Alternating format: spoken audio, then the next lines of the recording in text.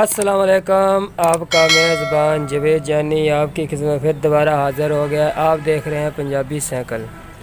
मैं आ साइकिल का मालिक भाईजान। मैं आ लकड़ पट्टी भी है ते खरीदी भी है। पहले मुल लई सी, हुण मैं पट के रखी है। जिन्हें लकड़ लैनी होवे मैं नंबर देंगा, उस नंबर ते राब्ता कर लेना। ये लसूड़ा है, 6 तो 7 मन इनका वज़न है।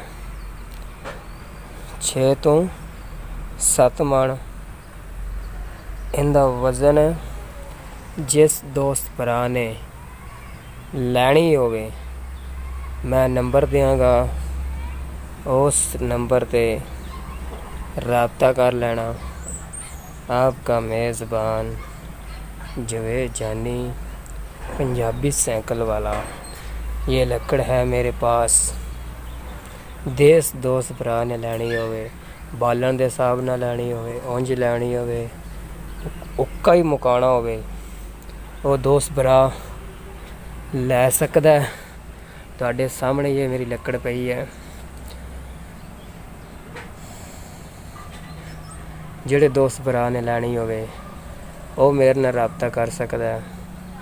जिसे दरख्त दोस्त भरा ने बेचना होवे, लैना होवे, किसी ने बेचना होवे, वो मेरे नाल राब्ता कर सकदा है। इस गल मैं अपना नंबर दे रहा।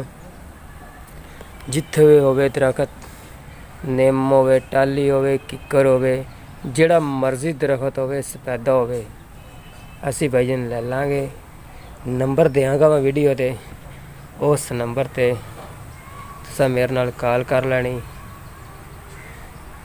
मैं बोलांगा मेरा नाम दुनिया ते पूरी जानदी जवेद जानी पंजाबी साइकिल वाले।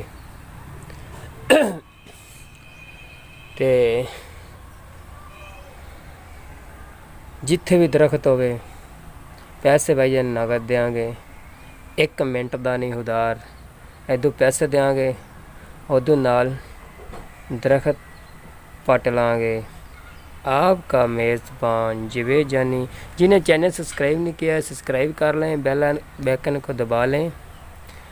बेल आइकन को दबाएंगे तो जो नोटिफिकेशन है जो वीडियो भेजांगा पहले जिले चैनल सब्सक्राइब किया हुआ उन्हें ले जाएगी, बाद च दुनिया देखेगी। तो सानू दियो इजाज़त। अल्लाह हाफिज़। मैं इस नंबर ते इस वीडियो ते नंबर अपना देंगा। जिन्हें दरख्त दोस्त भरा ने बेचना होवे, लैना होवे, मेरे नाल राब्ता कर सकदा है। अस्सलाम वालेकुम।